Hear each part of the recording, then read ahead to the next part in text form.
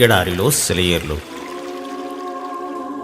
June 27వ తేదీ కొరకు వ్రాయబడిన ఈ భాగాన్ని మీకు చదివి వినిపిస్తున్నది సహోదరుడు పాల్ సుందరం.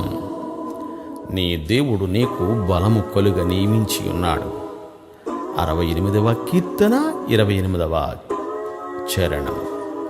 మన జీవితంలో ప్రతిదీ స్పష్టంగా తగినంత తీవ్రతతో జరిగేలా దేవుడు మన వ్యక్తిత్వాలకి బలాన్ని ప్రసాదిస్తాడు. మన అంతరంగాలు దేవుని ఆత్మశక్తి వలన బలపడతాయి.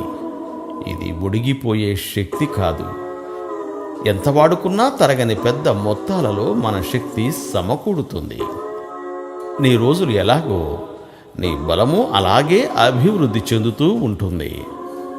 మానసిక శక్తి, నిర్ణయాలు తీసుకోగలిగే శక్తి, ఇతరుల్ని ఆప్యాయంగా చూడగలిగే మనసు, సరైన ఆదర్శాలను రూపొందించుకోగలిగిన వాటిని సాధించగలిగే శక్తి, ఇవన్నీ నీలో దినదినాభివృద్ధి చెందుతాయి. నేను సాగిపోవడానికి దేవుడే నాకు శక్తి. బ్రతుకు బాట చవి సారం లేనిదైనప్పటికీ ముందుకు అడుగు వేసే శక్తినిచ్చేది దేవుడే. మలుపు లేని ఇరుకుదారిలో, ఆహ్లాదకరమైన సంఘటనలేమీ లేని చప్పిడి జీవితపు సుదీర్ఘ ప్రయాణంలో, ఆత్మ కృంగిపోయిన వేళల్లో, మార్పు ఏమీ కనబడని గానుగెద్దు బ్రతుకుల్లో బలాన్నిచ్చి నడిపించేది ఆయనే.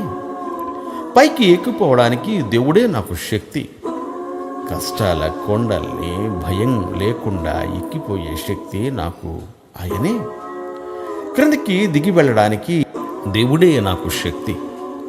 మనస్సును ఉత్తేజపరిచే ఉన్నత శిఖరాల నుండి కొండగాలిని, వెచ్చని సూర్యరశ్మిని వదిలి కొండ దిగి వచ్చేసే వేళల్లో గాలి స్తంభించి గుండె బరివెక్కితే బలమిచ్చి నన్ను ఆదరించేది ఆయనే.